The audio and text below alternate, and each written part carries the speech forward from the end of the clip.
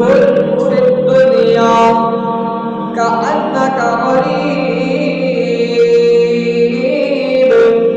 أو عابر سبيل. عربی میٹھے مدنی دا فرمان ہے، اللہ دے پاک نبی دا فرمان ہے، فرمایا کن فی الدنیا، عمل دا صیغہ استعمال کیتا، میرے پاک نبی نے فرمایا کن ہو جاؤ. کس طرح ہو جاؤ؟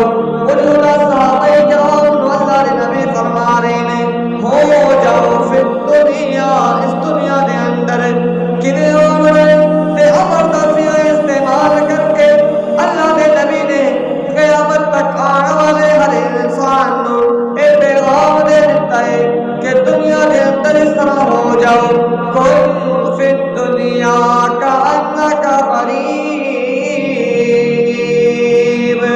دنیا کے اندر اس طرح ہو جاؤ کہ جویں تینوں کوئی جانتا نہیں، جویں تیری کوئی پہچان نہیں، جویں تینوں کوئی جاننے والا نہیں.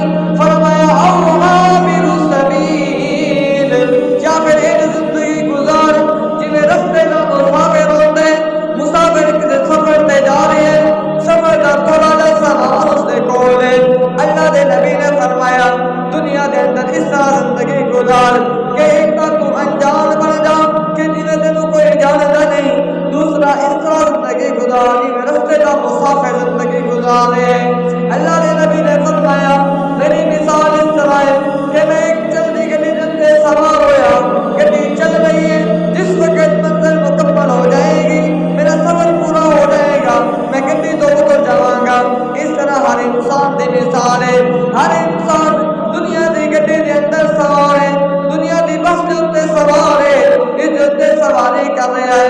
جس وقت منزل پوری ہو جائے گی، وقت پورا ہو جائے گا، اللہ دا اعلان آ جائے گا، انسان اللہ کی طرف روانہ ہو جائے گا کہ اس سے پہلے اس وقت دے آن تو پہلے عقل مند انسان ہوئے جڑا اس وقت